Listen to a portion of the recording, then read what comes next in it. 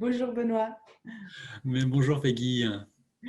merci de prendre ce temps pour me donner quelques explications. Je suis très enthousiaste vis-à-vis de ce projet et je pense que tes réponses pourront aussi intéresser la direction et mes collègues qui seront partie prenante. Hmm. Avec beaucoup de plaisir. Alors, comment le projet démarre-t-il? Alors, le projet, il démarre avec un petit groupe. On va créer un groupe de coordination dans l'établissement autour des sujets de la sécurité, de la violence, notamment avec les. C'est assez intéressant d'avoir les médiateurs qui soient acteurs de ce groupe de pilotage, de coordination et la direction. Et on va avoir quelques séances préparatoires pour organiser le déroulement de ce projet. Alors le projet, il va commencer dans un premier temps avec un sondage à l'école où on va avoir une étude du climat scolaire, voir un petit peu où sont les problématiques de violence, où est-ce que ça se décline, comment est-ce qu'on les retrouve. Et sur la base de ce sondage qui va nous donner un peu un point de départ, on va ensuite donner une formation continue aux enseignants qui dure à peu près une journée et demie. On va transmettre aux enseignants et à tout le personnel de l'établissement des outils que vont utiliser les peacemakers pour qu'ils sachent voilà, quels sont les outils derrière. Les peacemakers, c'est les élèves médiateurs. Voilà, les peacemakers, ce sont les élèves médiateurs. On peut tout à fait reprendre ce terme-là.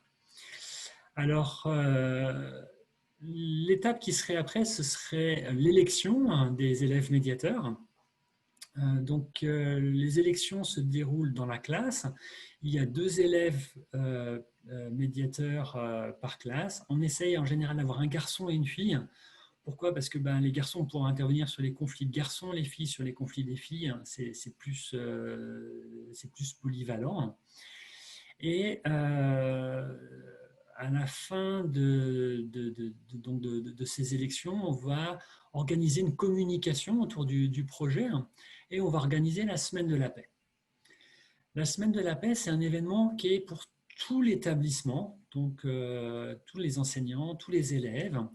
Et tous les élèves vont recevoir des ateliers où ils vont être mélangés par année. En fait, il va y avoir des sixièmes avec des cinquièmes, avec des quatrièmes, ou aussi dans le cycle aussi. Il va y avoir des mélanges.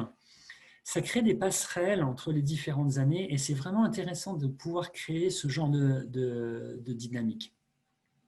Et pendant cette semaine de la paix, les élèves vont apprendre que c'est la responsabilité de chacun de chercher à faire la paix. Ensuite, pendant cette semaine de la paix, il va y avoir la formation des élèves médiateurs qui dure à peu près une journée et demie. Et cette formation, elle est donnée par des enseignants de référence, donc qui auront été formés aux outils et qui auront un outil clé en main à pouvoir transmettre aux élèves. Et donc les élèves médiateurs reçoivent une trousse à outils d'intervention. À la fin de la semaine de la paix, en général, on organise une réunion d'information des parents. Par expérience, il y a souvent beaucoup de parents qui viennent à cette soirée d'information et c'est un moment assez privilégié parce que c'est rare d'avoir autant de personnes qui s'intéressent au projet. Et voilà, donc ça se passe en général déjà vers la fin de la semaine et tout à la fin de la semaine, on remet des diplômes symboliquement aux élèves médiateurs qui leur donne voilà, leur entrée en fonction officielle dans l'établissement. Ouais. Et peut-être encore ce que je peux dire, c'est qu'après, donc ça c'est la phase de préparation et la phase de formation. Et ensuite, le projet continue sur plusieurs années avec des rencontres de suivi qui sont faites par les enseignants de référence. Et tous les ans, il y a des nouvelles élections qui sont organisées pour les élèves médiateurs. Les élèves médiateurs ne sont élus que pour un an. Donc la formation et la semaine de la paix a lieu chaque année. Voilà, alors on fait la semaine de la paix pour donner aussi cet espace pour qu'il y ait la formation des élèves peacemakers, élèves médiateurs. Bien sûr, la première année, elle est un petit peu plus longue, ça peut être jusqu'à une semaine. Et puis, les années suivantes, on peut la raccourcir, bien sûr, puisqu'il y a déjà eu des ateliers qui ont été donnés. Mhm. Qui choisit les élèves médiateurs et comment, quels élèves deviennent médiateurs? Alors, ça se passe dans la classe. Les élèves médiateurs se proposent eux-mêmes et souvent on fait une petite préélection, c'est-à-dire que chaque élève peut désigner une ou deux personnes qu'il verrait bien comme médiateur, parce que c'est très inspirant pour des élèves qui vont recevoir déjà ces premiers votes, dire ah ben tiens, il y a quelqu'un qui a pensé à moi en tant qu'élève médiateur, et du coup ça va aider les élèves à se projeter dans le rôle, est-ce que tiens, ouais, je pourrais être, etc. Et ensuite, ben, quand ils vont commencer à se projeter dans le rôle, si le rôle les intéresse, ils vont se présenter pour les élections et ils vont dire quelles sont leurs motivations. Pourquoi est-ce qu'ils aimeraient être élèves médiateurs? Et on va procéder voilà, au vote à la fin. Une chose qui est importante à dire par rapport au vote, c'est que le vote est toujours l'enseignant a toujours un droit de veto par rapport au vote. Pourquoi? Parce que des fois, les élèves qui ont la plus grande popularité ne sont pas forcément les élèves qui seront les meilleurs élèves médiateurs. Et l'enseignant principal de la classe, eh ben, il connaît un petit peu la dynamique, il sait un petit peu ce qui se passe dans la classe et il pourra avoir un droit de veto pour pouvoir dire voilà, peut-être telle personne non, et voilà, plutôt telle autre. Et les résultats ne sont pas publiés quelque part. Donc on affiche juste le résultat final de dire quels sont les deux élèves qui sont nommés. D'accord. Parfois, tu dis c'est l'élève le plus enclin à la bagarre qui sera le meilleur médiateur. Oui, et ben, en fait, c'est quand il y a beaucoup d'élèves qui agissent dans les bagarres par provocation parce qu'ils ont besoin d'exister, ils ont besoin d'être vus, ils ont besoin de prendre l'espace quelque part. Et en fait, ils le font comme ça parce qu'ils ne connaissent pas des façons positives de pouvoir le faire. Et le but du projet, c'est de satisfaire leurs besoins d'attention de manière positive. Et justement, ben, ceux qui ont été dans les bagarres, ils vont connaître les protagonistes, ceux qui embêtent, etc. Ils vont connaître les ficelles de la résolution des conflits et c'est eux qui pourront vraiment avoir des clés extrêmement intéressantes pour résoudre les conflits. À partir de quel âge ou de quelle classe?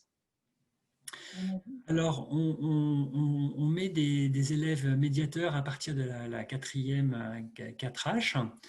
On peut le faire en enfantine, mais c'est beaucoup plus limité. C'est des rôles vraiment extrêmement restreints. Et en sachant que les élèves les plus importants, ce seront les plus grands de chaque cycle dans la cour de récréation. Pourquoi? Parce qu'un élève a comme consigne de n'intervenir que sur les conflits de son âge et sur les conflits des plus jeunes.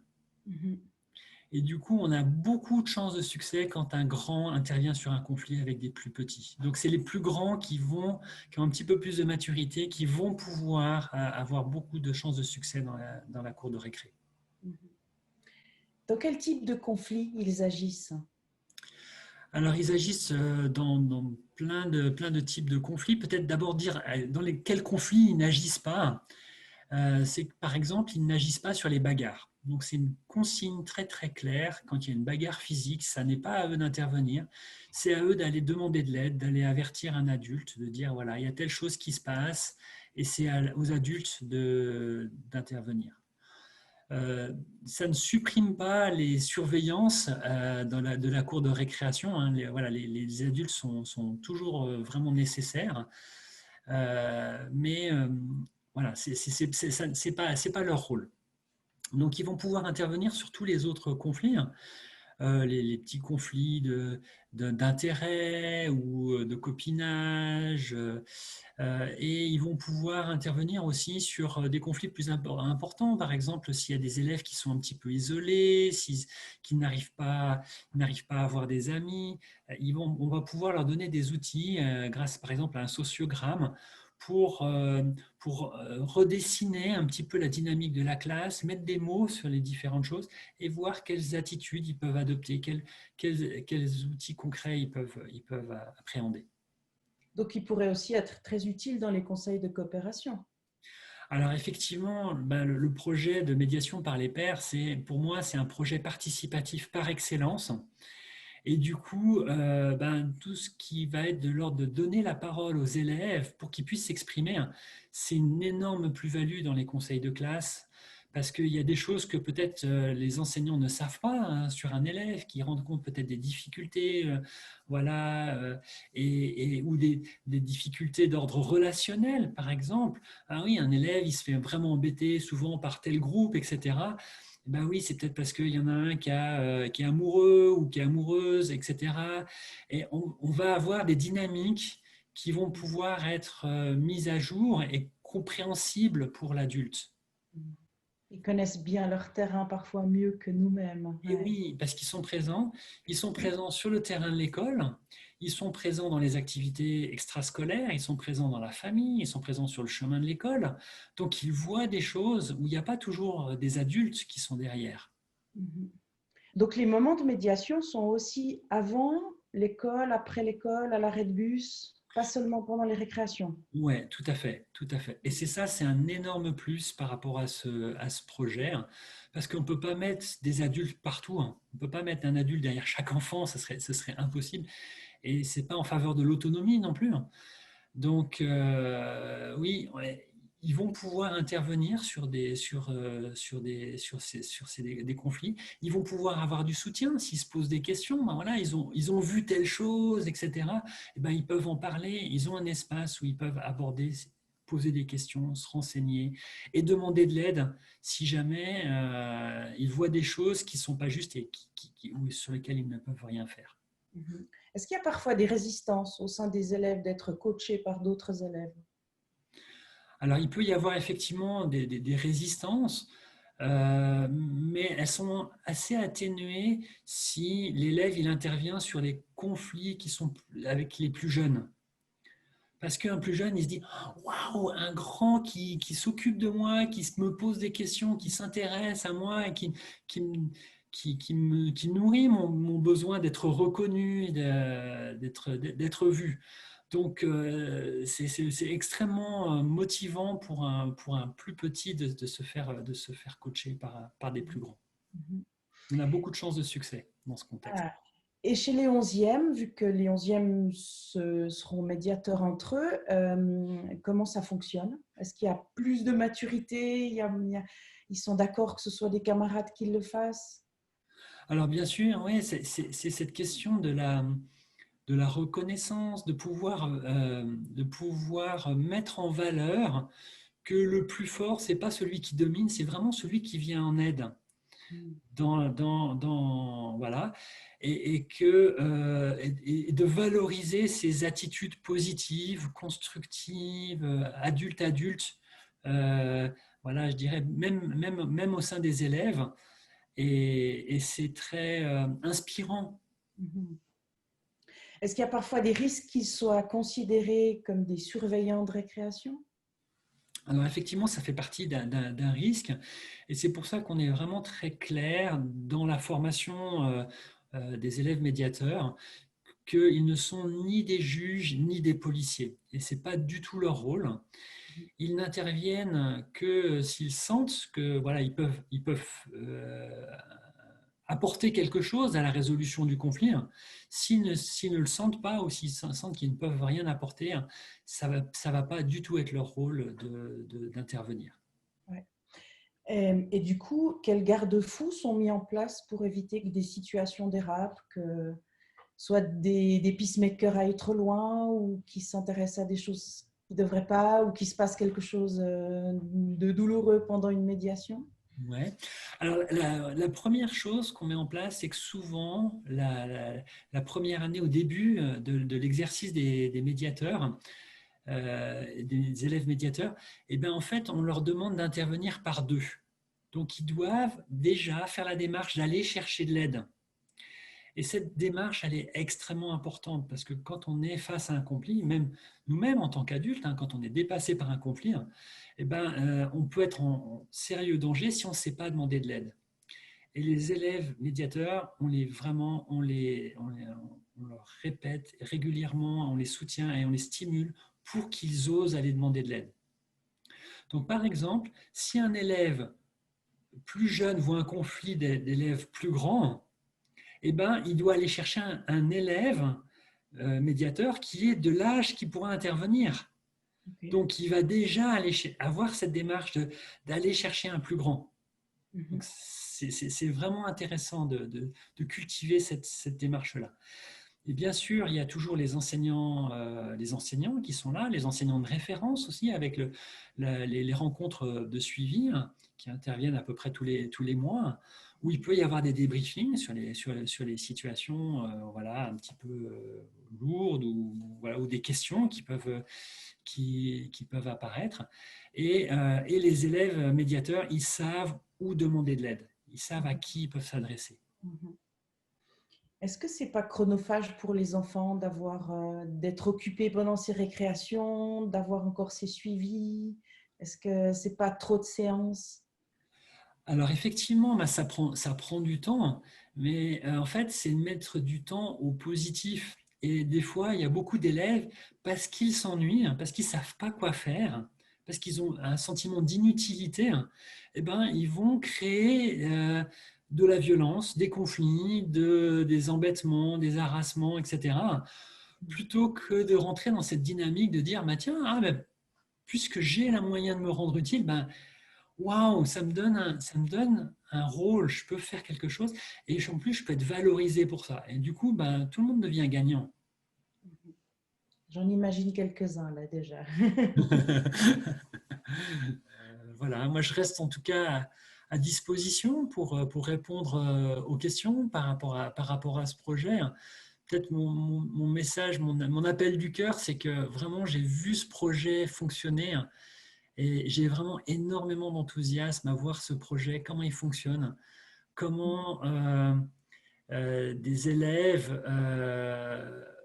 des grands qui peuvent enfin se sentir utiles, et puis des petits qui se disent ah mais enfin on a de l'attention, on reçoit de l'attention de la part des plus grands.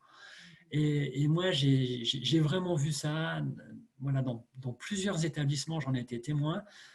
Le projet en Suisse, il a plus de 100 expériences. Il y a plus d'une centaine de projets qui ont été déjà menés en Suisse alémanique notamment.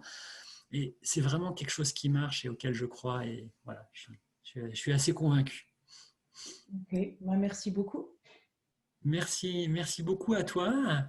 Et puis, bah, n'hésite pas si tu as d'autres questions, voilà, ou par email, je suis aussi disponible. Ça marche. À tout bientôt. À tout bientôt.